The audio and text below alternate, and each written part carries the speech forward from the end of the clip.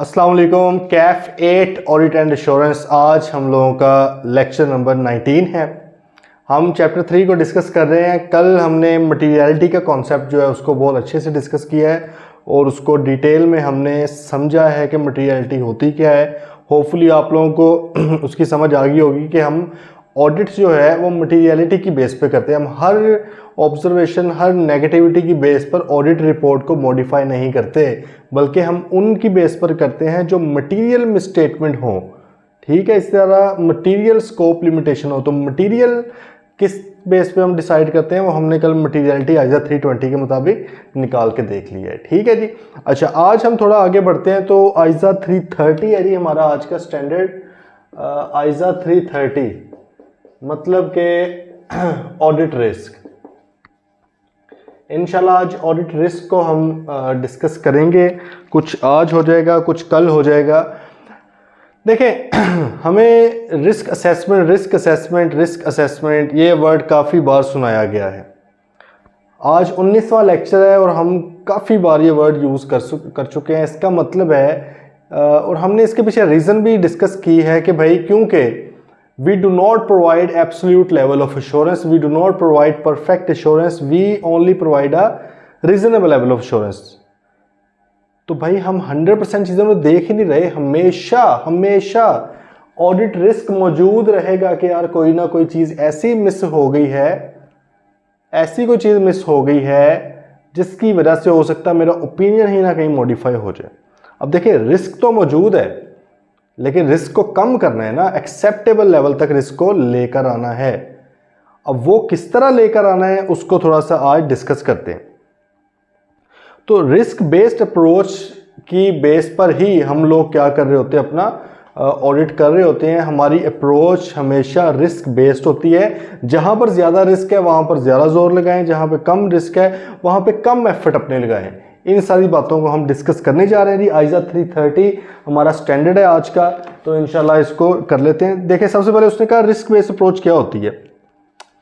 Eight the planning stage as required by ISA 315 the auditor will identify and assess the risk of material misstatement. ठीक है, उसने main risk लिखा हुआ, basically risk of material misstatement हमने पढ़ा हुआ है। ये अभी परसों के लेक्चर में हमने क्या पढ़ा था कि जो हमारा ऑडिट रिस्क है, रिस्क ऑफ मटीरियल मिसस्टेटमेंट है, उसको हमने असेस करना होता है। उसको हमने अपने रिस्क असेसमेंट प्रोसेस करके आइडेंटिफाई भी करना है, असेस भी करना है, उसके मुताबिक रिस्पॉन्ड भी करना है। और हमने कहा कि 4 प्रोसीजर्स आउट ऑफ दो 7 प्रोसीजर्स, उन 7 प्रोसीजर्स में से जो आइजा 500 में 7 प्रोसीजर्स बताता है उसमें से ही 4 प्रोसीजर्स हमने परफॉर्म करने हैं। वो 4 प्रोसीजर्स हमारे कौन कौन से थे, याद करें। याद है? नहीं लिखे तो फिर नहीं याद होने। मैंने कहा था कि असाइनमेंट आपने लिख के सबमिट करनी है। नहीं लिखेंगे तो भूल जाएंगे। ये इस तरह बार बार लिंक होनी है चीज़ें, प्लीज़ उसको लिखा करें। वो क्या थे? इंक्वायरी करनी है आपने मैनेजमेंट से, एनालिटिकल प्रोसीजर्स आपने परफॉर्म करने हैं, ऑब्जर्वेशन करनी है, आपने चीज़ों को देखना है, ऑब्जर्व करना है, एंड इंस्पेक्शन करनी है डॉक्यूमेंट्स वगैरह की, ताकि आपको ज़्यादा से ज़्यादा रिस्क आइडेंटिफाई हो। आइजा 315 ने भी हमें ये कहा हुआ है। अच्छा जी, फिर वो कह रहा है कि ही विल प्रिपेयर, मतलब auditor will prepare an overall audit strategy and audit plan as required by ISA 300। अच्छा, फिर आइजा 300 हमें कहता है कि आपने एक ऑडिट स्ट्रेटजी भी बनानी है कि किस तरह ऑडिट होगा, ऑडिट प्लान को भी डिटेल में बनाना है। तो भाई वो तभी बनेगा अगर हमें रिस्की एरियाज का पता है। अगर रिस्की एरियाज का आइडिया ही नहीं है तो हम किस तरह ऑडिट स्ट्रेटजी, ऑडिट प्लान बनाएंगे। तो इसका मतलब है कि ये जो आइजा 330 है ये बहुत ज़्यादा ज़रूरी है कि हमें ऑडिट स्ट्रेटजी में भी ये हेल्प करेगा, हमें ये ऑडिट प्लानिंग में भी हेल्प करेगा। आइजा 315 के अंदर भी रिस्क असेसमेंट प्रोसेस परफॉर्म होते हैं। तो ये तमाम स्टैंडर्ड्स कनेक्टेड है आपस में। ठीक है जी। अब वो नीचे कह रहा है कि भाई जो भी आपने फाइनेंशियल स्टेटमेंट लेवल के जो रिस्क आइडेंटिफाई किए थे, बड़े बड़े आपने जो रिस्क आइडेंटिफाई किए हैं, तो आपने उनको किस तरह से रिस्पॉन्ड करना है, किस तरह से उनको उनके ऊपर प्रोसीजर्स अपनाने हैं, कौन कौन से कोर्स ऑफ एक्शन लेना है, किस तरह से देखना है उनको। मतलब देखें ना, हमने आइजा 315 में डिस्कस किया था कि 4 प्रोसीजर्स परफॉर्म करके रिस्क आइडेंटिफाई कर लो। आइडेंटिफाई तो हो गए, उनकी करिए, आइडेंटिफिकेशन हो गई है। अब नेक्स्ट क्या करें, तो नेक्स्ट क्या करना है वो आपको बता रहा है। उसने कहा कि जी at the FS level these responses are overall ones. FS level पे आपको पता है ओवरऑल बड़े लेवल पर लार्ज स्केल पे चीज़ें होती हैं, ठीक है, कि जो पूरी फाइनेंशियल स्टेटमेंट्स को हिट कर रही होती हैं वो रिस्क, या जो ज़्यादातर एजर्शंस को 5, 6, 3, 4 एजर्शंस को जो हिट कर रहे होते हैं वो FS लेवल के रिस्क होते हैं, जबकि जो स्पेसिफिक किसी एक एजर्शन को हिट करते हैं वो आपके एजर्शन लेवल के रिस्क होते हैं। तो जी उन्होंने कहा कि क्या क्या रिस्पॉन्सेज हो सकते हैं। Emphasising to the audit team the need to maintain an attitude of professional scepticism. कहते हैं अगर FS लेवल पे रिस्क हो तो अपनी पूरी ऑडिट टीम को समझाएं कि भाई एक स्केप्टिसिज्म, एक क्वेश्चनिंग माइंड आपने रखना है अपने ऑडिट के दौरान। कहीं पे भी कोई भी मसला आ सकता है, तो हमें पता है स्केप्टिकल अप्रोच का, वो कहते हैं उसको रखें। फिर वो कहते हैं असाइनिंग मोर एक्सपीरियंस स्टाफ। जितना ज़्यादा FS लेवल पे रिस्क होगा, हो सकता है कोई रेगुलेटरी कोई रिक्वायरमेंट्स इस तरह की हैं कि उसमें रिस्क हो सकता है कि यार नॉन कंप्लायंस हो सकती है, ठीक है। हो सकता है आपकी इंडस्ट्री किसी ऐसी फील्ड के अंदर है, ऐसे आपकी कंपनी किसी ऐसी इंडस्ट्री के अंदर है, ऐसे फील्ड में है, ऐसे सेक्टर में है जहां पर इनहेरेंट रिस्क होते हैं। इनहेरेंट से मुराद है कि होनी है चीज़, ठीक है। मिसाल के तौर पे ऑयल एंड गैस है। अब ऑयल एंड गैस के अंदर ये कंफर्म है ये बात कि भाई वहां पर एनवायरनमेंट की जो वायलेशन है वो होती ही होती है। फिर ये जो थर्मल पावर प्लांट्स हैं, गैस या दूसरा अपना कोयले वगैरह के ऊपर जो बिजली बनाते हैं, कंफर्म है कि इन्होंने एनवायरनमेंट को पोल्यूट करना है।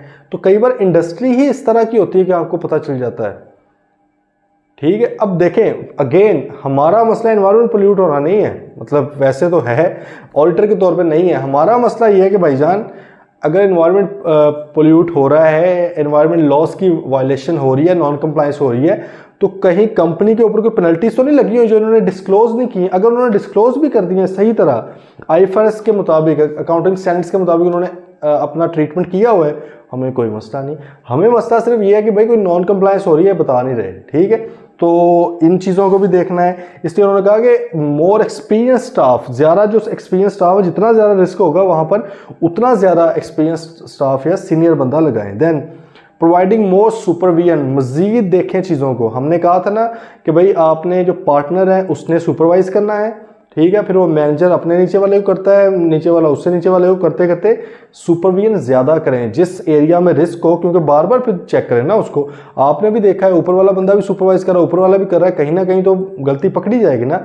रिस्की एरियाज़ को ज़्यादा सुपरवाइज करना है। Then use of experts. अगर आपको कहीं पर लगता है कि ये एरिया रिस्की है, मेरी अपनी एक्सपर्टीज़ नहीं है, ठीक है।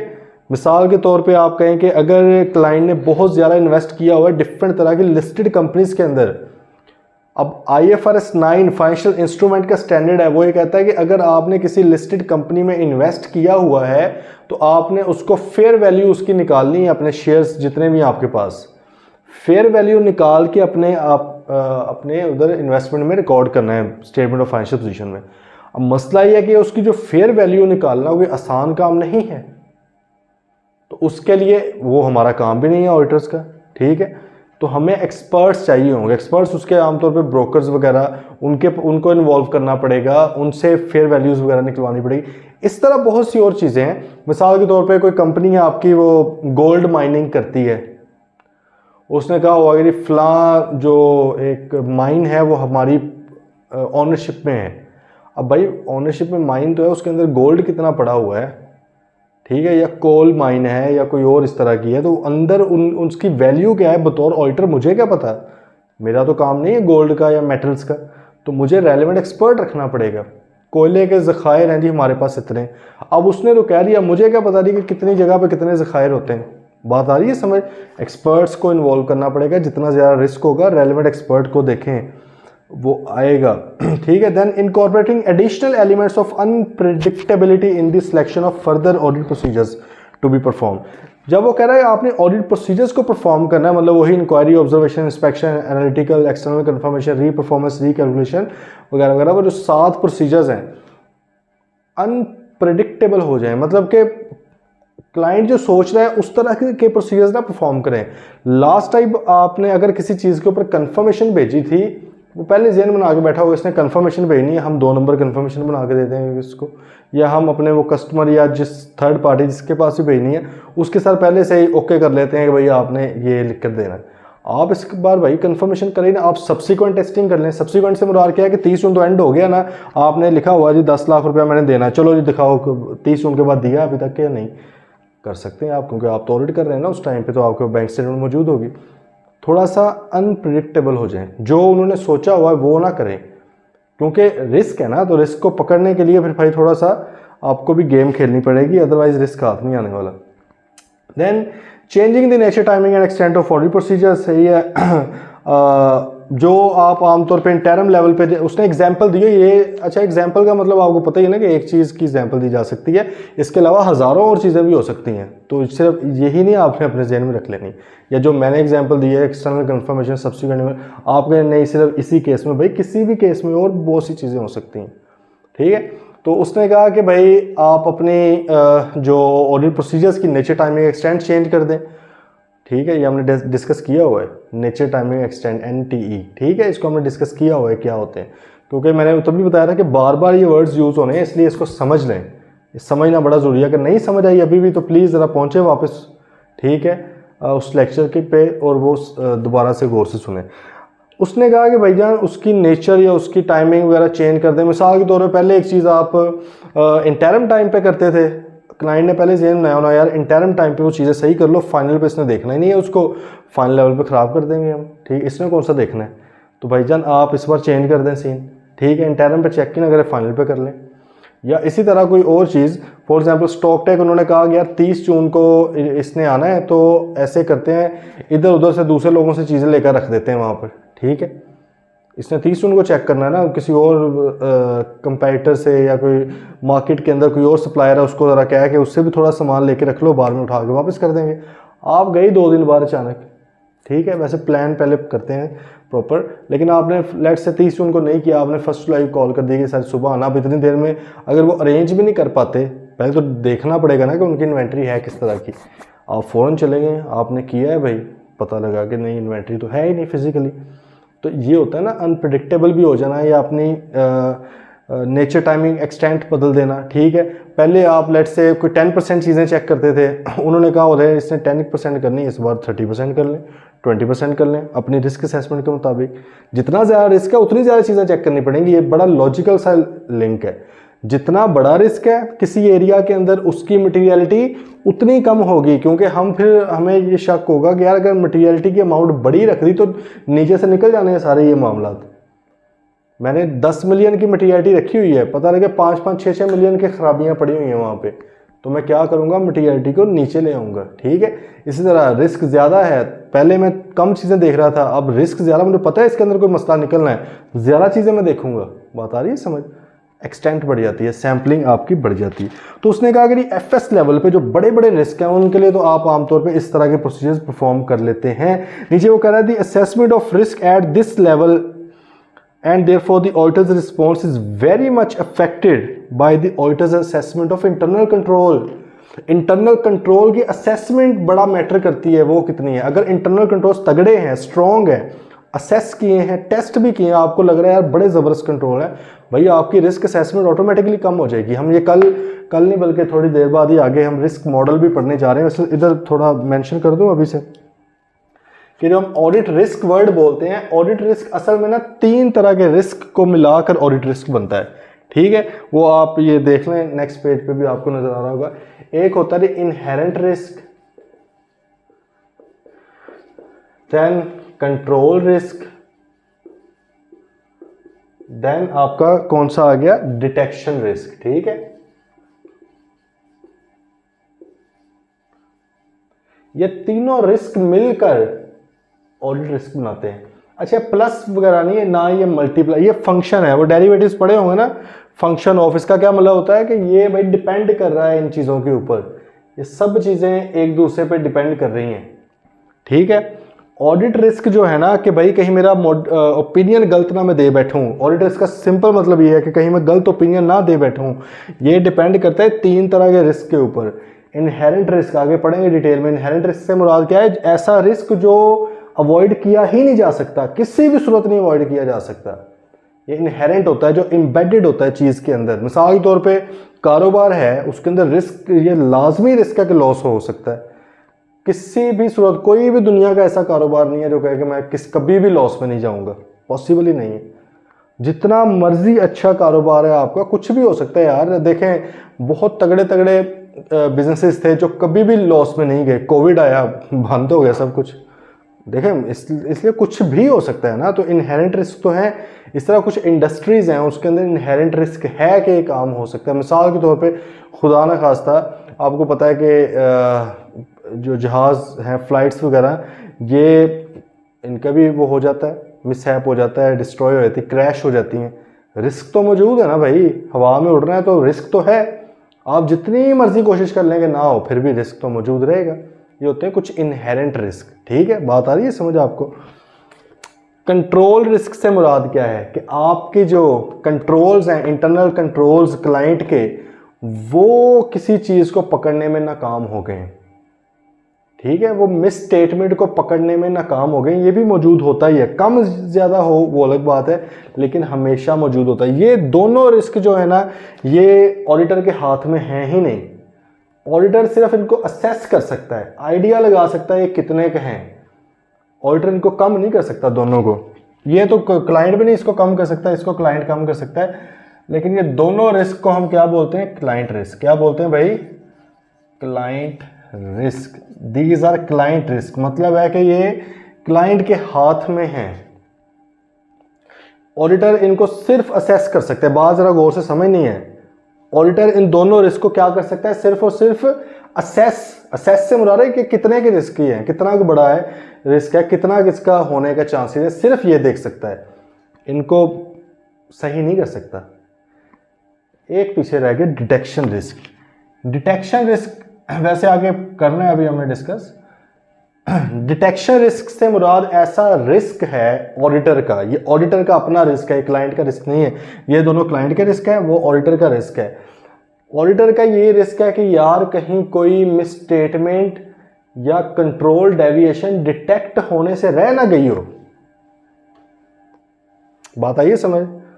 कहीं कोई मिसस्टेटमेंट हाथ से निकल ना गई हो मेरे। अब आपने कहना इसका भी यही मतलब है, इसका ये हरगिज मतलब नहीं है। इसका मतलब क्या था? कहीं मैं ओपिनियन गलत ना दे दूं, कहीं मैं ओपिनियन गलत ना दे दूं।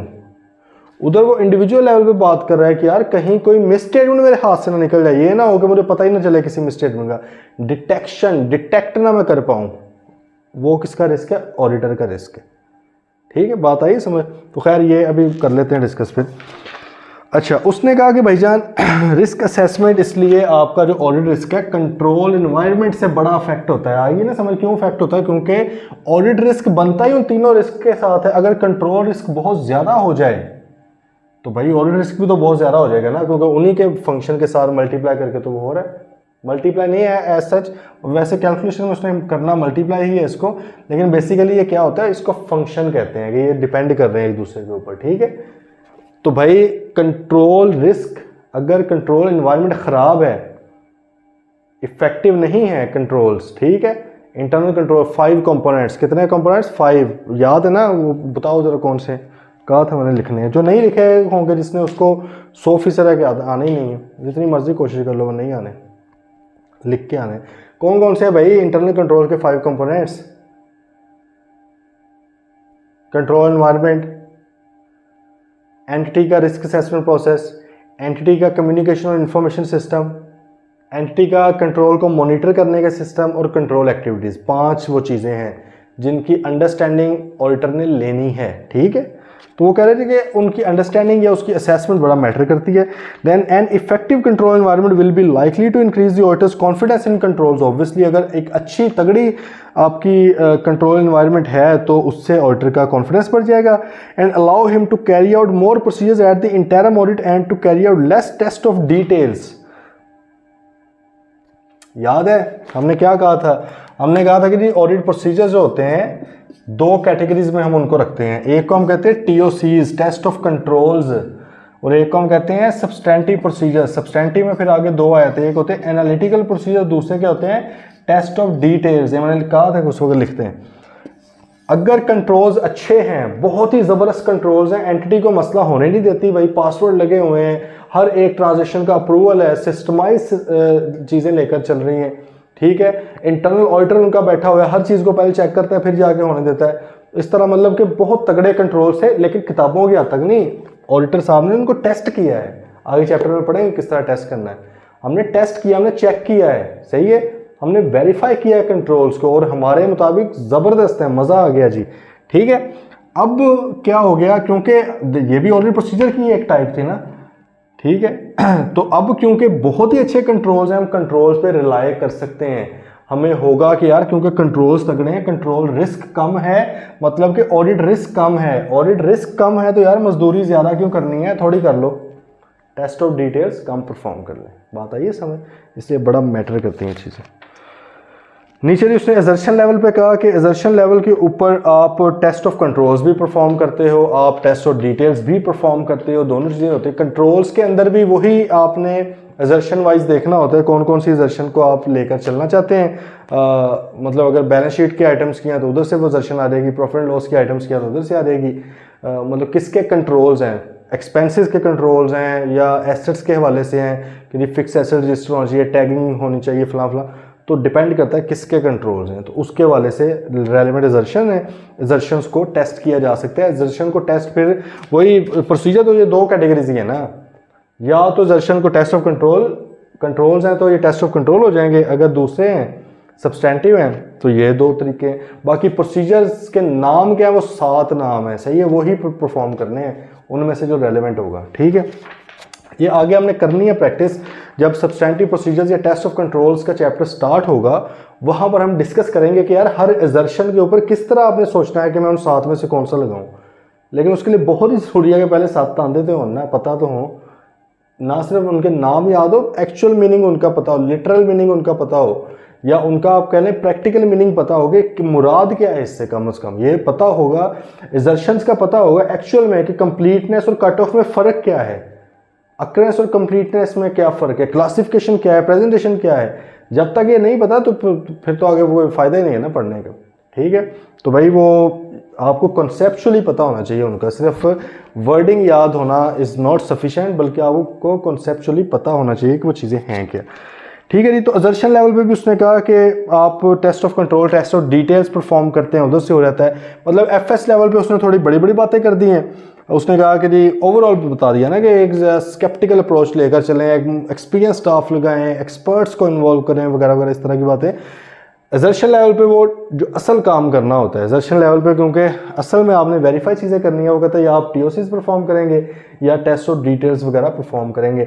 एनालिटिकल से भी एजर्शंस वेरीफाई होती हैं, इसलिए तो इसको इधर भी लिखा हुआ है, सब्सटेंटिव में भी जो अलग से 7 प्रोसीजर्स हैं उधर भी लिखा हुआ है, क्योंकि अगर वो 7 प्रोसीजर्स में ना लिखता तो हम टीओसीज में एनालिटिकल ना कर पाते। बात आई समझ, देखें अगर एनालिटिकल वो 7 प्रोसीजर जो हैं आइजा 500 के, वो 7 ना होते, वो 6 होते हैं, मतलब उसमें एनालिटिकल प्रोसीजर होते ही ना, तो फिर हमने टीओसीज में वो 6 वाले परफॉर्म, उनमें से कुछ ना कुछ करना था। लेकिन टीओसी भी तो एनालिटिकली सोचा जा सकता है ना, कंट्रोल्स को भी एनालिटिकली आप देख सकते हो, इसलिए उन्होंने उसको उधर अलग से भी मेंशन कर दिया कि भाईजान ये ना सिर्फ सब्सटेंटिव का पार्ट है बल्कि उधर भी लेके जा सकते हो आप, ओके जी। क्योंकि वो 7 प्रोसीजर है, वो इधर भी लग सकते हैं, उधर भी लग सकते हैं। अच्छा जी, इन समरी उसने कहा जी auditor is required to assess the risk involve, पहले तो असेस करें रिस्क को, देन उसके हवाले से आप अपना जो है प्रोसीजर्स बनाएं, प्रोसेस अपनाएं कि भाई जो जो रिस्क इन्वॉल्व थे क्या उसकी बेस पर मुझे कोई एक्चुअल में कोई मिसस्टेटमेंट भी नज़र आई है कि नहीं। अगर कोई नज़र आ गई है मिसस्टेटमेंट तो कोशिश मैंने की है उसको करेक्ट करवाने की, सही करवाने की। अगर सही नहीं होती, मैनेजमेंट नहीं मानती, फिर हम जाके देखेंगे कि वो मटेरियल है या इमटेरियल है। मटेरियल होगा तो रिपोर्ट मॉडिफाई होगी, इमटेरियल होगा तो रिप्रेजेंटेशन लेटर में जाएगा, ठीक है।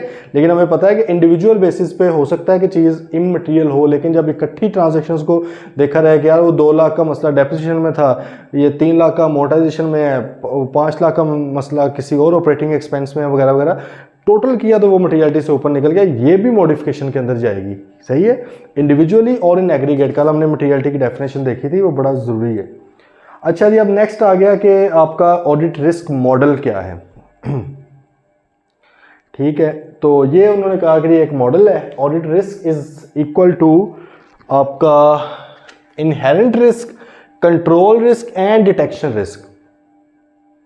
बड़ी ही तसल्ली के साथ, सुकून के साथ हमने इसको डिस्कस करना है, क्योंकि समझ आना बड़ा ज़रूरी है। ये समझ आ जाएगा ना तो इंशाल्लाह बड़ा मज़ा आएगा, फिर आगे सारी चीज़ें बड़ी स्मूथ हो जाएंगी। हमने रट्टे नहीं लगाने भाई किसी चीज़ के, हमें चीज़ों का, हमें एजर्शंस का असल में पता हो कि इसका क्या मतलब है, ठीक है। हमें ऑडिट प्रोसीजर्स का एक्चुअल मीनिंग पता हो, यार ये है क्या, कब करने हैं, किस तरह करने हैं, ठीक है। हमें ऑडिट रिस्क का पता हो, फिर जाके बात बननी है, वरना नहीं बननी, ठीक है। ऑडिट रिस्क की पहले डेफिनेशन देख लें।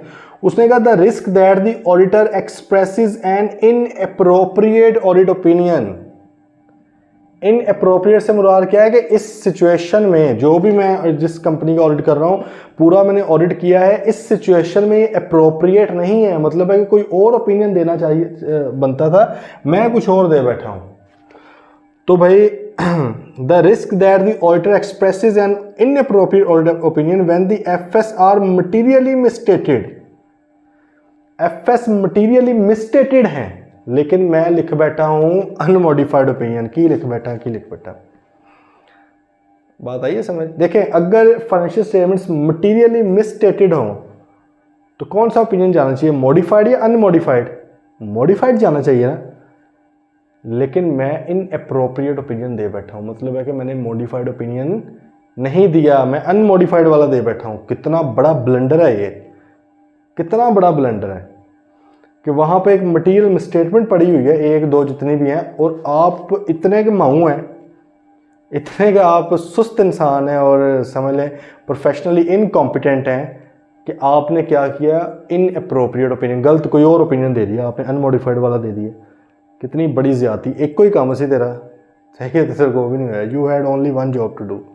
वो तो मीम्स बनी होती है कि एक ही काम करना, तो आपने वो वाला भी, तो भैया आपका एक काम था ओपिनियन देना और आप वो भी गलत दे बैठे, तो कितनी बड़ी ज्यादती है। जब हम ऑडिट करते हैं तो फाइनेंशियल स्टेटमेंट्स तो रिस्पॉन्सिबिलिटी होती है मैनेजमेंट की, उसके ऊपर तो मैनेजमेंट के साइन होते हैं। आपकी सिर्फ एक चीज़ होती है ऑडिट रिपोर्ट, अगर वो भी गलत हो जाए कितनी बड़ी ज्यादती है ना। Audit risk is a function of the risk of material misstatement and detection risk. तो इससे जाहिर क्या हुआ, उसने कहा हमने तो तीन लिखे हुए ना, inherent risk, control risk, detection risk. वो डेफिनेशन में कह रहा है audit risk is a function of risk of material misstatement and detection risk. हमने तो यहाँ पर रिस्क ऑफ मटेरियल मिसस्टेटमेंट लिखा ही नहीं है, तो आप गलत लिख बैठे हैं। नहीं भाई, इन्हीं दोनों को क्या बोला जाता है, रिस्क ऑफ मटेरियल मिसस्टेटमेंट। क्या बोला जाता है, रिस्क ऑफ मटेरियल मिसस्टेटमेंट। तो अब तक हम जब जब risk of material misstatement word use करते रहे हैं, उसका मतलब क्या था, इनहेरेंट रिस्क और कंट्रोल रिस्क, इन दोनों को इकट्ठा क्या बोला जाता है, रिस्क ऑफ मटेरियल मिसस्टेटमेंट। ये जो क्लाइंट रिस्क है ना, ये तो वैसे मतलब बताने के लिए है कि क्लाइंट की तरफ से होता है, इस पे कंट्रोल क्लाइंट का है। इस पर तो खैर कंट्रोल भी कोई नहीं, इसको चेंज नहीं किया जा सकता, इसको कम ज़्यादा नहीं किया जा सकता, लेकिन मतलब है कि क्लाइंट की वजह से हैं दोनों, इसलिए इसको क्लाइंट रिस्क और ये ऑडिटर का रिस्क होता है, इसको डिटेक्शन रिस्क कहते हैं। लेकिन इन दोनों रिस्क को अगर इकट्ठा बुलाना हो तो हम क्या बोलते हैं, रिस्क ऑफ मटेरियल मिसस्टेटमेंट। जैसे आप लोगों ने कॉस्ट में पढ़ा होगा यार, वो आई गेस प्राइम कॉस्ट होती थी, direct labour plus direct material, इसको प्राइम कॉस्ट भी बोल दिया जाता था, ठीक है। मतलब अगर मैंने सिर्फ बोलना प्राइम कॉस्ट, तो अगला बंदा अगर वो कॉस्ट को जानता है, कॉस्ट अकाउंटिंग में, तो वो समझ आएगा कि यार ये डायरेक्ट लेबर और डायरेक्ट मटेरियल की बात कर रहा है। ऐसे ही है ना, अगर मैं कहूँ जी मॉडिफाइड रिपोर्ट, तो आप समझ जाओगे कि यार मॉडिफाइड के अंदर सारे क्वालिफाइड, एडवर्स और डिस्क्लेमर ओपिनियन की बात कर रहे होंगे, मतलब बात आ रही है ना समझ। तो रिस्क ऑफ मटेरियल मिसस्टेटमेंट जब वर्ड यूज़ किया गया, तो आपने आइंदा से हमेशा ये समझना है कि इनहेरेंट प्लस कंट्रोल रिस्क दोनों की बात हो रही है। तो ऑडिट रिस्क से फिर क्या मुराद हो गया, risk of material misstatement and detection risk का फंक्शन है, ये एक दूसरे पे डिपेंड करते हैं। हाँ जी, आई गल समझिए। तो बाहर का समझ आना भाई बड़ा ज़रूरी है। बताएं, कोई है क्वेश्चन तो पूछ लें।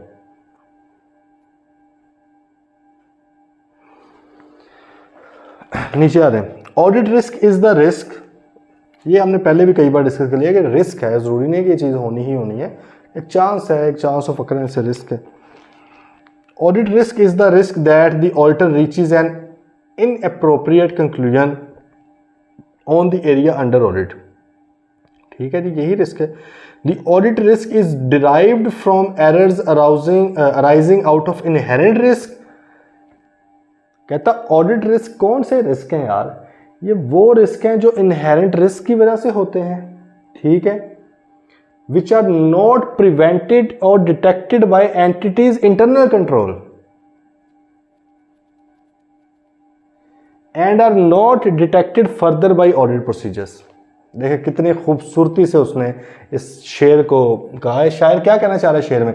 भाईजान शायर शेर में ये कहना चाह रहा है कि ऑडिट रिस्क से मुराद वो रिस्क है जो इनहेरेंट भी हो सकता है लेकिन उसको क्लाइंट के कंट्रोल्स भी उसको नहीं पकड़ पाए और ना ही आपके ऑडिट प्रोसीजर्स उसको पकड़ पाए हैं, तो इसको हम क्या बोल देंगे? ऑडिट रिस्क बोल देंगे। हर ऑडिट रिस्क इनहेरेंट नहीं होता, हर ऑडिट रिस्क इनहेरेंट रिस्क नहीं होता। ये नहीं है कि ऑडिट रिस्क सिर्फ इनहेरेंट ही हो सकता है कि भाई किसी इंडस्ट्री के अंदर इनहेरेंट से मुराद क्या, जो इसके अंदर जो लाजमी होने ही होने हैं। ठीक है, फॉर एग्जांपल कोई कंपनी है आईटी एक्सपोर्ट्स की है या कोई गुड्स वगैरह एक्सपोर्ट करते हैं, अब उधर एक इनहेरेंट रिस्क लाजमी है कि इनकी करेंसी की जो फ्लक्चुएशन है वो होनी ही होनी है, कंपनी को नुकसान या फ़ायदा होना ही होना है। एक इनहेरेंट रिस्क है उस इंडस्ट्री का, क्योंकि वो एक्सपोर्ट तो नहीं बंद कर सकते। ठीक है, लेकिन हम अब क्या कहें कि सिर्फ यही वाला रिस्क है उसके पास? नहीं भाई, और भी हज़ारों रिस्क होंगे। कोई नॉन कंप्लायंस होगी, कोई लीगल इधर लोकल कोई नॉन कंप्लायंस हो सकती है, हो सकता है टैक्स सही ना पे करते हो सकता है अकाउंटिंग सही ना करते हो, 100 तरह के मसले हैं भाई। तो ऑडिट रिस्क सिर्फ इनहेरेंट रिस्क नहीं है, लेकिन जब हमने ऑडिट रिस्क को कंप्यूट करना है या डिटरमिन करना है तो हमने तमाम इनहेरेंट रिस्क, उसकी एक परसेंटेज वो भी हम देख लेते हैं, वो लिख लेनी है कितने परसेंट इनहेरेंट रिस्क है इसके अंदर। वो ये तमाम जो सब कुछ होता है ना, ये ऑडिटर की प्रोफेशनल जजमेंट के ऊपर चल रहा होता है। ऑडिटर ने जो अंडरस्टैंडिंग ली हुई है पीछे सारी, देखिए हम रफ्ता रफ्ता आगे जा रहे हैं। हमने आइजा 315 में अंदर बाहर से क्लाइंट को समझ लिया सारा, फिर हमने आइजा 315 के मुताबिक रिस्क असेसमेंट भी प्रोसेस भी परफॉर्म किए हैं वो 4, वहाँ से भी हमारे सामने रिस्क नज़र आए हैं और हमें पता लगा है कि कौन कितना बड़ा रिस्क है। याद है हमने कहा था कि क्लाइंट जो है वो भी बिजनेस रिस्क जब अपना ढूंढता है तो उसके अंदर आइडेंटिफाई करता है, फिर उसकी सिग्निफिकेंस देखता है कितना बड़ा रिस्क है, फिर उसका चांस ऑफ अकरेंस या लाइकलीहुड ऑफ अकरेंस वो देखता है कि इसके होने के, असल में होने के कितने चांसेस है। तो भाईजान ऑडिटर साहब भी इसी तरह देखते हैं, वहाँ से एक परसेंटेजेस निकलती हैं।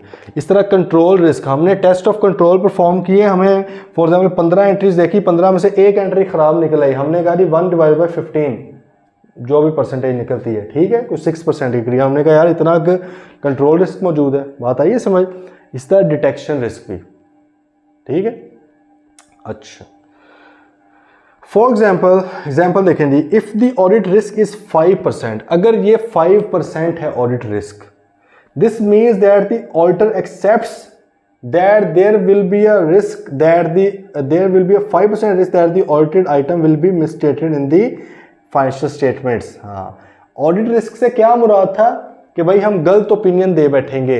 उसने आसान सलीस इंग्लिश में आपको बता दिया है कि भाई अगर 5% ऑडिट रिस्क है, मतलब हमने सारी कैलकुलेशन की है और हमारे पास यहाँ पे 5% आ गया है, कहते हैं 5% से मुराद ये है कि ऑडिटर साहब ये मान रहे हैं कि जो मेरी फाइनेंशियल स्टेटमेंट्स जिनका मैं ऑडिट करने जा रहा हूँ उसमें तकरीबन 5% के करीब फाइनेंशियल स्टेटमेंट्स मटीरियली मिसस्टेटेड हो सकती हैं। बात आई समझ? ऑडिटर अपनी इस कैलकुलेशन की बेस पर उसने निकाला कि यार there is a 5% risk that the accompanied financial statements में बी मटीरियली मिसस्टेटेड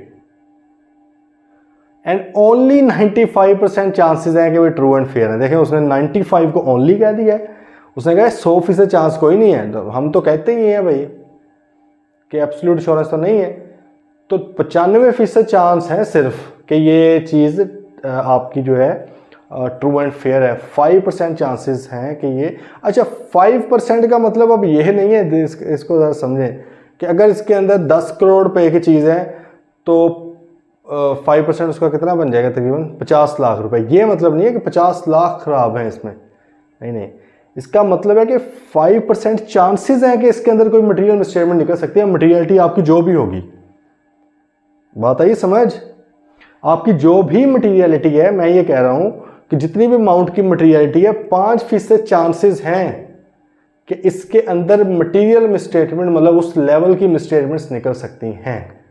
मैं ये नहीं कह रहा कि 10 करोड़ का 5% ले लो आप, बात आई समझ, ठीक है। तो ये यहाँ पे बताया जा रहा है कि भाई 95% चांस है कि ये ट्रू एंड फेयर होगा, ठीक है, या मटेरियली करेक्ट होगा, लेकिन 5% चांसेस हैं कि ये मटेरियली मिसस्टेटेड चीज़ है। अब आप ये कहेंगे कि भाई अगर ऑडिटर को पहले ही पता लग गया है 5% मटेरियल मिसस्टेटमेंट है तो ऑडिट करना क्यों है, और क्या ये ज़रूरी है कि 5% ही हो हमेशा। देखें, ये कहीं पे नहीं लिखा हुआ कि रिस्क कितना होना चाहिए ऑडिट का, 2%, 3, 5, 10%, कहीं पे भी नहीं लिखा हुआ। ये हर फर्म का, हर ऑडिटर का अपना जो उसका क्वालिटी कंट्रोल मैनुअल है, जो उसकी फर्म के क्वालिटी कंट्रोल के प्रोसीजर्स हैं कि क्वालिटी का ऑडिट होना चाहिए, उसमें वो कितने एक रिस्क को एक्सेप्टेबल रिस्क कहते हैं। देखो एक्सेप्टेबल होती है ना चीज़।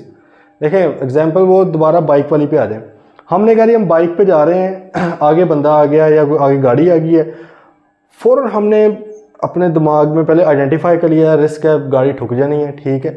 फ़ौरन फिर हमने सोचा कि यार अब नुकसान तो होना है, कितना का नुकसान करना है। आपने कहा यार चलो ऐसे करते हैं, थोड़ी सी अपने खुद के रगड़े लगवा लेते हैं, ठीक है, गाड़ी को अगले बंदे की बचा लें, क्योंकि वो वाली रगड़े नहीं बर्दाश्त होनी। फिर क्या मतलब है इसका, आप देखें, आपने एक्सेप्ट किया है, आपने एक लेवल ऑफ रिस्क, एक सर्टेन लेवल ऑफ रिस्क को आपने एक्सेप्ट कर लिया कि यार इतना रिस्क लेने की पोजीशन में मैं मौजूद हूं। अच्छा, अब ये क्या हर किसी के लिए सेम होगा?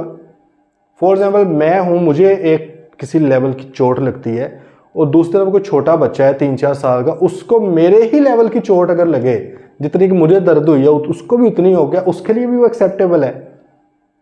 बात कर रहे हैं, फॉलो, ये मेरे ख्याल में सादा मैं एग्जांपल्स आपको घरेलू से दे रहा हूँ ताकि आप बात को पिक करें। इसको बोला जाता है रिस्क एपेटाइट। क्या बोला जाता है? Risk appetite. ये आपकी बुक में तो नहीं है, एक जनरल बिजनेस रिस्क में कहा बोला जाता है रिस्क एपेटाइट। रिस्क की भूख कितनी है आपको, जिसको जितनी भूख है वो उतना ही एक्सेप्ट करेगा। साड़ी वामदरा ना बुफे खुले आए थे, बस नुमान बैठा होएगा, ठीक है, बुफे देखा है और पेट फिर अपना नहीं समझना, किसी और का समझ के फेंकी जाना है अंदर। रिस्क एपेटाइट का मतलब क्या है कि भाई आपकी रिस्क की भूख कितनी है। अब देखें, कुछ लोग होते हैं रिस्क एवर्स, वो रिस्क को अवॉइड करते हैं, वो भागते हैं रिस्क से। मोस्टली जो मतलब कि अगर प्रैक्टिकल बात किया तो जॉब होल्डर्स जो होते हैं, एम्प्लॉयज़ मोस्टली वो रिस्क एवर्स होते हैं, क्योंकि अगर मेन उनके वो क्या करेंगे, अक्सर मेरे भी दोस्त हैं वो जॉब कर रहे हैं, दिन भर मतलब कि बद्दुआएं देते रहते हैं अपनी कंपनी को, लेकिन छोड़ते भी नहीं है। क्यों? कहते यार क्या करेंगे छोड़ के, रिस्क है ना, अपना बिजनेस, अपना काम भी आता है, लेकिन रिस्क नहीं लेना बस। तो ये बड़ा ज़रूरी है कि रिस्क भी तो साथ साथ हो ना। और कुछ होते हैं आपके, वो रिस्क को पसंद करते हैं, ठीक है, वो रिस्क एवर्स नहीं होते, दे लव रिस्क, दे लव टेकिंग रिस्क। वो नई नई चीज़ें करना पसंद करते हैं, ठीक है। मैं मतलब अगर अपने आप को कहूँ तो शायद मैं भी वर्ष ही हूँ, लेकिन वैसे मैंने अल्हम्दुलिल्लाह मतलब कि इमीडिएटली आफ्टर क्वालिफिकेशन मैंने अपनी प्रैक्टिस स्टार्ट की है, ठीक। मोस्टली लोग नहीं करते, वो कहते हैं बस 2-3 साल पैसा कमाओ, मतलब रिस्क, बेसिकली रिस्क को अवॉइड कर रहे होते हैं ना। कॉलेज मैंने ऑनलाइन अपना अल्हम्दुलिल्लाह ये स्टार्ट कर लिया, इंशाल्लाह जल्द आप लोगों को खुशखबरी और भी कुछ सुनाएंगे, इस सेशन में तो नहीं वैसे। तो रिस्क है ना, एक नई चीज़ है। पहले था भाई सिंपल कॉलेज जाता था, बनी बनाई सब कुछ वो पढ़ा हुआ है, खुद कुछ भी नहीं करना पढ़ाने के अलावा, ठीक है, सिर्फ कोर आपका काम क्या है। इधर आपको अब टीम जो रखी हुई है उसको भी देखना पड़ता है, उनको पे भी करना पड़ता है, अपना टाइम स्पेसिफिकली निकालना भी पड़ता है, मतलब अपने हिसाब से चीज़ें करनी पड़ती है। रिस्क तो है ना इस चीज़ के अंदर, फ्लॉप भी हो सकता है, चल भी सकता है, सारा कुछ ही है। तो इसी तरह फर्म्स हैं। अब हर फर्म का, हर इंडस्ट्री, हर क्लाइंट के बारे में डिफरेंट तरह का रिस्क होता है, जो कि उनके क्वालिटी कंट्रोल मैनुअल के अंदर लिखा होना चाहिए। आइज़ा 220 हम पढ़ेंगे कोड ऑफ एथिक्स के साथ, चैप्टर 13 के साथ, जो चैप्टर 2 में हमने मिस किया है। उसमें भाई वो कहता है कि क्वालिटी कंट्रोल में लिखा होना चाहिए कि यार हम किस क्लाइंट के अंदर कितना रिस्क बर्दाश्त करने की पसली है हमारे पास। फॉर एग्जाम्पल मेरे पास एक क्लाइंट आया, पोटेंशियल क्लाइंट, क्योंकि वो आया नहीं उस तरह। अब उन्होंने मुझे कहा कि भाईजान एक बहुत बड़ी कंपनी है, आप ऐसे करें कि उसका ना ऑडिट कर दें। ठीक है, ऑडिट आपने करना अपने ऑफिस से है, आपको जो जो डॉक्यूमेंट्स चाहिए होंगे वो हम आपको प्रोवाइड कर देंगे। ठीक है, आइज़ा 210 कहता है ना कि एक्सेस टू इन्फॉर्मेशन वगैरह, ये वो कहता है कि आपको वो सब हम प्रोवाइड कर देंगे, लेकिन आपने उधर ऑफिस हमारे नहीं आना। अब मैंने कहा अच्छा भाई ज़रा मुझे लास्ट ईयर के फाइनेंशियल स्टेटमेंट्स तो दिखाएं उनके, क्योंकि क्लाइंट एक्सेप्ट करना है ना, यही मतलब प्रैक्टिकल आपको बता रहा हूँ किस तरह क्लाइंट को एक्सेप्ट किया जाता है। अब पहले मैंने उसकी इंडस्ट्री देखी, मैंने समझा यार ये अच्छा इसके ओनर्स कौन है, ओनरशिप स्ट्रक्चर वगैरह क्या है, क्लाइंट का पिछले साल का एसेट्स वगैरह, बैलेंस शीट की फुटिंग, मतलब जो बैलेंस शीट की टोटल होता है वो क्या है, टर्नओवर वगैरह क्या है, रेशोज़ वगैरह कुछ मैंने देखी। उसकी बेस पर मैंने कहा कि यार क्लाइंट तो तगड़ा है काफ़ी। अब मेरी पसली ये इजाज़त नहीं मुझे देती कि मैं यहाँ पे मतलब कि कमिट कर लूँ कि मैं फर्म में रहकर ही काम करूँगा। हाँ, अगर मेरा यहाँ से काम हो जाता है सारे का सारा तो वेल एंड गुड, मुझे तो ज़ाहिर है खुद मेरी कॉस्ट भी कम आएगी, स्टाफ वहाँ पे नहीं जाएगा। लेकिन मैं एक कमिटमेंट नहीं दे सकता, क्योंकि ड्यूरिंग दी ऑडिट हो सकता है कुछ ऐसी चीज़ें हों, चाहिए हों, कुछ इंक्वायरीज करनी हो, कुछ मिलना हो, कुछ मीटिंग्स करनी हो लाजमी तौर पे, जो ऑनलाइन नहीं हो सकती, या मुझे उसके लिए मेरे स्टाफ को आना वहाँ पे मौजूद होना लाजमी हो, तो फिर मैं क्या करूँगा। अब उसमें क्योंकि ना मुझे ये रिस्क नज़र आया कि ये बहुत बड़ा रिस्क है कि क्लाइंट एक होता है ना कि वो डिस्कस करे या एक इनकरेज करे या एक रेकमेंड करे कि सर आप ऐसे ऑनलाइन भी कर सकते हैं या इधर बैठे हुए भी कर सकते हैं, आप चाहें तो आप भी जाएं, ये चलो एक रेकमेंडेशन। लेकिन अगर एक बंदा कह रहा है कि करना ही सिर्फ आपने अपने ऑफिस से है, आपने उधर नहीं आना, मैं आपको डाटा दूंगा, मैंने कहा कि यार पता लगे बाहर में कोई फड्डा हुआ हो, हमारी भी इतनी एफर्ट लगी हो, बाहर में ना वो पैसे दें ना हम रिपोर्ट दें। बात मेरे जहन में क्या आई भला, वो याद है डिस्क्लेमर ऑफ ओपिनियन वाली। मैंने ये सोचा कि भाई ये ना हो कि इस तरह की सिचुएशन बन रही है कि बाद में जाके ऐसी सिचुएशन बन जाए कि मैं ओपिनियन ही ना दे पाऊँ, तो बेहतर नहीं है। अगर मुझे लॉ नहीं रोक रहा तो मैं विड्रॉ ही कर लूँ। लॉ मुझे विड्रॉ करने से नहीं रोक रहा था, मैंने कहा दफ़ा करो, क्यों यार एक्सेप्ट करना है। बात आई समझ। तो भाई ये हर फर्म का अपने अपने एंगल से रिस्क होता है कि उन्होंने कितना एक्सेप्ट करना। हो सकता है कोई फर्म 3% रिस्क करती हो अपने क्लाइंट का, कोई 2% करती हो, कोई फर्म बाकियों के लिए 5 करती हो, लेकिन जब कोई बैंक आता है तो उधर बहुत ज़्यादा रिस्क आमतौर पर होता है कि यार नहीं नहीं इधर हम 2% से ज़्यादा रिस्क नहीं हम बियर कर सकते। ठीक है, तो इसका मतलब है कि डिफरेंट क्लाइंट्स के लिए डिफरेंट रिस्क होगा। आपने अपनी जो रिस्क असेसमेंट जब करनी है, इनकी परसेंटेजेस निकालनी है, तो आपने देखना है कि आपका रिस्क कितना बन रहा है। अच्छा, अब दूसरी बात आपके माइंड में आ रही होगी कि सर अगर हमारा 5% रिस्क है, हम एक्सेप्टेबल लेवल या रिस्क एपेटाइट जो हमारी है वो 5% है, अब इस क्लाइंट के अंदर 7% मौजूद है, तो क्या छोड़ दें इसको? देखो हमेशा प्रैक्टिकल सोचना है, ये तो मतलब कोई बात नहीं ना हुई कि 5% हमारा था 7 उसका छोड़ दें। हमेशा पहले आपने रिकंसाइल करने की कोशिश करनी है, मामले को रिजॉल्व करने की कोशिश करनी है। अब रिजॉल्व कैसे होगा देखें, ये वाला रिस्क जो है इनहेरेंट, ये तो हमने कहा कि ना इसको क्लाइंट चेंज कर सकता है ना आप चेंज कर सकते हो। इसकी बस आपने रिस्क असेसमेंट की है, दोबारा से रिस्क असेसमेंट कर लें इसकी। हो सकता है कहीं आपने एग्रेसिव होकर कोई ज़्यादा परसेंटेज ना इसको दे दी हो, दोबारा करें। ठीक है, दोबारा आपने किया, आपने कहा चलो वही सेम ही है, लेट्स से उतनी ही निकली दोबारा। कंट्रोल रिस्क अच्छा, कंट्रोल रिस्क कह रही भाई, ये हमें पता है कि ये क्लाइंट के कंट्रोल से, हमने सिर्फ इसको असेस करना है, इसको भी रीअसेस कर लें। हो सकता है कि आपने ज़्यादा ही ना कहीं इसको लिख दिया हो कंट्रोल रिस्क को, ठीक है, इतना हो ना, दोबारा से एक ट्राई कर लें। मतलब हम जस्ट सेइंग कि डबल चेक कर लें ये दोनों, क्योंकि आपके बनाए हुए रिस्क नहीं है, क्लाइंट के रिस्क है, आप इनको सिर्फ असेस कर सकते हो। अब आपका ये जो 5% एक्सेप्टेबल लेवल है, 7 एक्चुअल है, इसको पहले कोशिश करनी है एक्सेप्टेबल लेवल पर लेके आए। तो आपके हाथ में जो है ना सिर्फ ये है डिटेक्शन रिस्क, क्योंकि ये ऑल्टर साहब का हाथ का रिस्क है।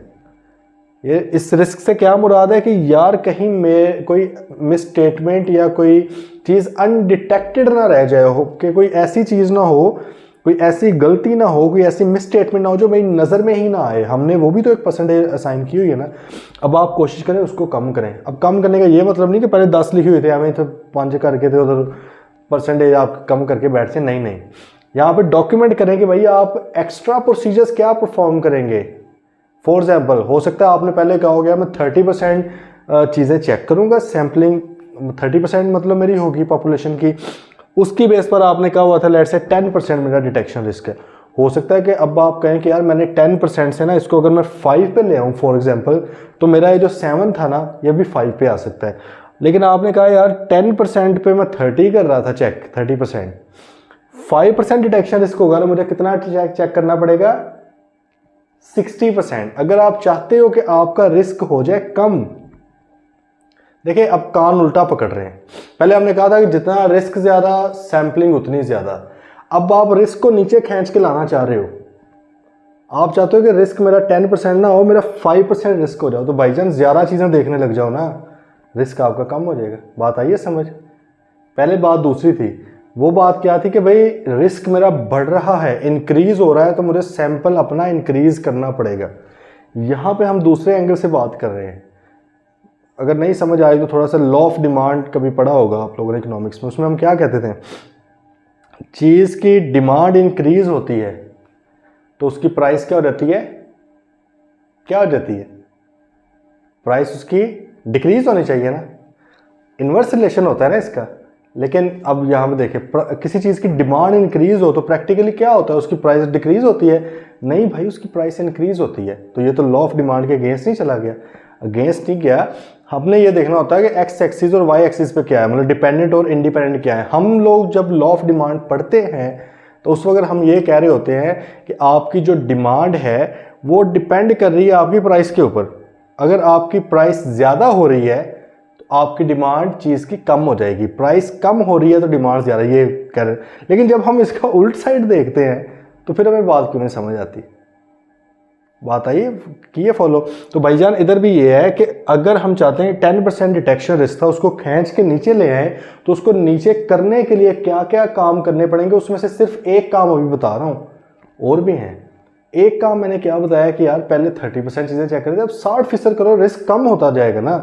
रिस्क तो देखो है, डिटेक्शन इससे बुला गया कुछ मिस ना हो जाए, तो चीज़ें छोड़ो ही कम मिस होने वाली। पहले आपने 70% पोर्शन छोड़ा हुआ था, उसको देखते ही नहीं थे, अब 40% छोड़ दिया आपने, कम चीज़ें छोड़ी हैं, कम डिटेक्शन रिस्क हो गया। बात आई समझ। इसके अलावा मटीरियलिटी भी होती है, वो भी चीज़ें भी हैं। खैर ये सारा भाई आपका थोड़ा सा था कि ऑडिटर साहब इस तरह करेंगे। इसलिए उन्होंने लिखा हुआ कि डिटेक्शन रिस्क को उन्होंने जो टेबल बनाया उसमें under the control of auditor लिखा हुआ है, इनहेरेंट और कंट्रोल को क्लाइंट के रिस्क बोला हुआ है, लेकिन इन दोनों का क्या बोला जाता है, रिस्क ऑफ मटीरियल मिसस्टेटमेंट इनका नेम है।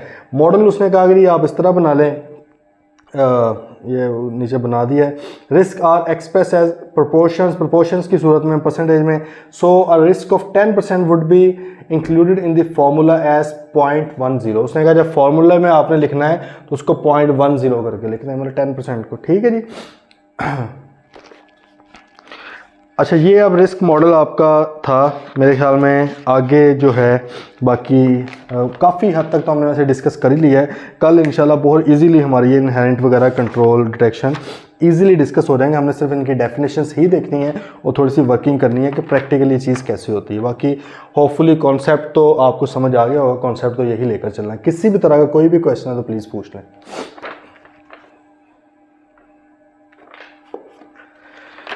ठीक है जी, चलें फिर इंशाल्लाह कल मिलते हैं। Till then take care.